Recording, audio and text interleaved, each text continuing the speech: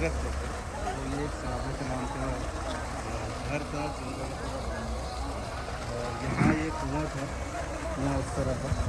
इस कुएँ के पानी से वज़ू किया था और नमाज़ पढ़ी थी। तो कहते हैं कि जब रसूल सल्लल्लाहु अलैहि वसल्लम नमाज़ पढ़ रहे थे, लोगों को उस टाइम पता नहीं था कि नबी कौन है, तो मदीना से हिजरत करके आए थे।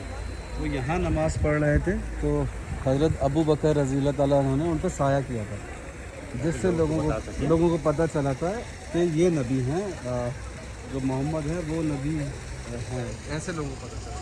और फिर कहते हैं ये एक बाग है जहाँ वॉक की थी, हम आगे जाकर वॉक भी करेंगे। और ये खजूर के दरख्त गिरे हुए हैं, लगे हुए हैं यहाँ पे खजूर सबके अपने फ्रेश खजूर है। मोहम्मद उमैर मोमिन साले हमारे साथ हैं, अभी हम उनके साथ बात की सैर करते हैं इंशाल्लाह। जी मैं करते हाँ मसूद, ये इसको इन्होंने ये प्रोटेक्ट ये क्या जगह है? ये जिन साहबा का बाग था उनका घर है, जिनका मतलब ये कुआं था, कुएं का बाग था।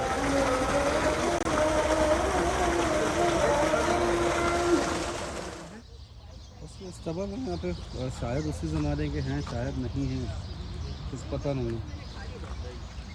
मतलब ये रेनोवेट तो किया होगा इनको।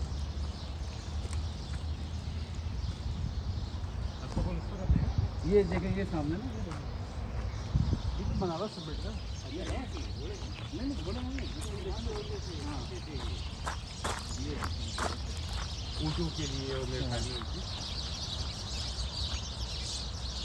यहाँ से पानी पीते हैं।